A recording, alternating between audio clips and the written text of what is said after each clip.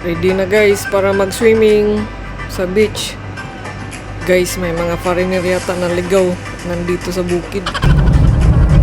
Okay. We're still heading on and I think Claire is sleeping. I forgot to mention that her name is so we're still heading on the way, so make sure you have fun. I'll show you what it looks like later. Bye!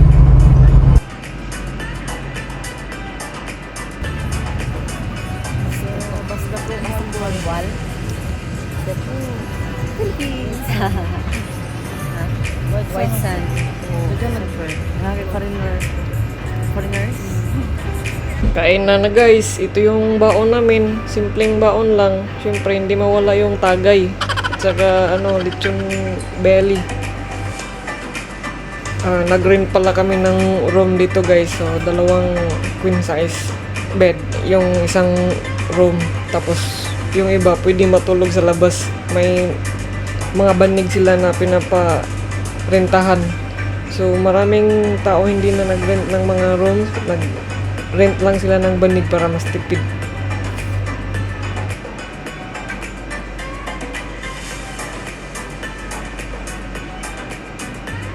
So ganito kadami yung tao guys dito yung sa Basdako sa Moalboal.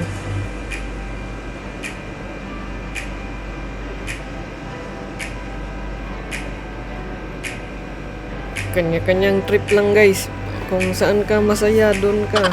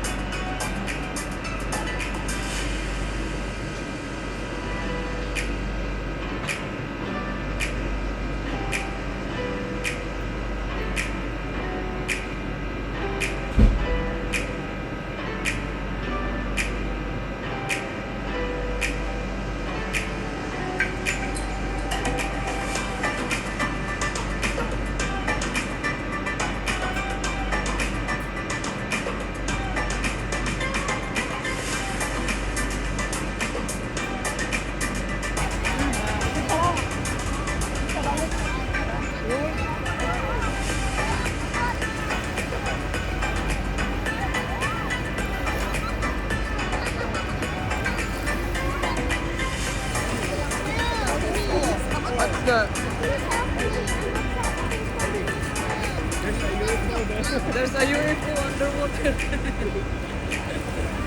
Limoy, look at.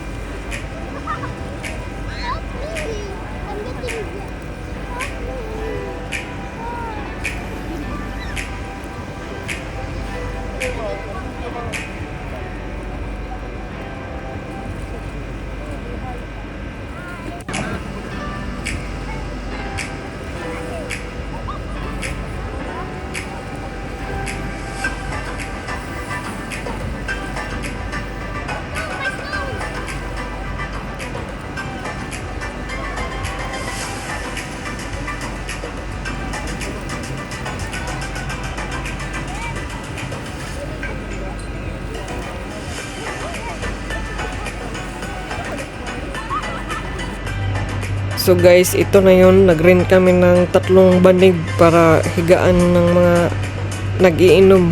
Kasi nasa labas sila nag-iinom. Natulog na kasi yung mga matanda sa room. So ito yung sitwasyon dito pag gabi guys. So kanya-kanyang higa na sa banig. Grupo-grupo. After few hours guys, ganito na yung sitwasyon nila.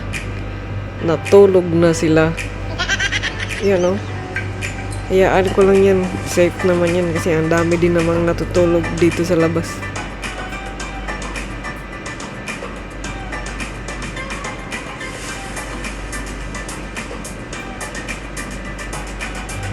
Good morning na guys. Check natin yung mga natulog sa labas kung okay pa ba sila.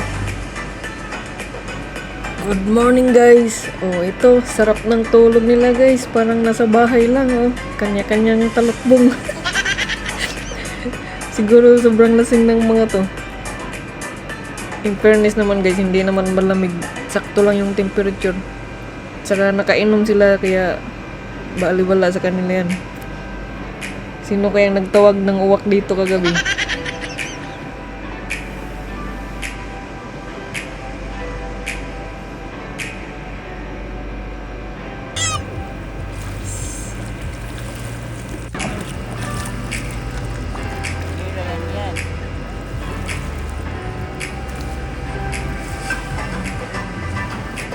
Guys, matirang matibay. Siya na lang isa natira. Inumaga na.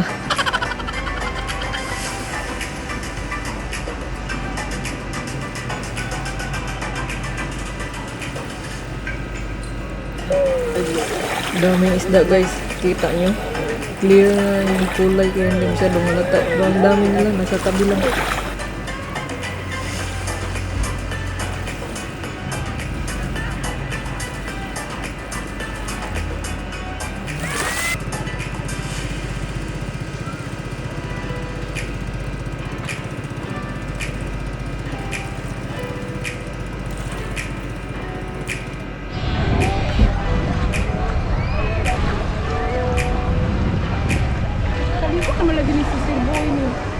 Nagjowa sa balon.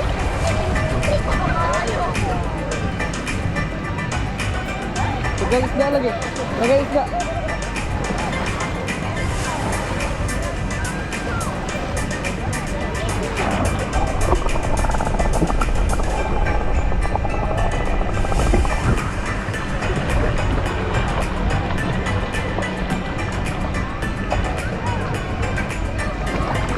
Ada libro dengan Indonesia libro. Kau nak cari tak? Video lah. Kamera.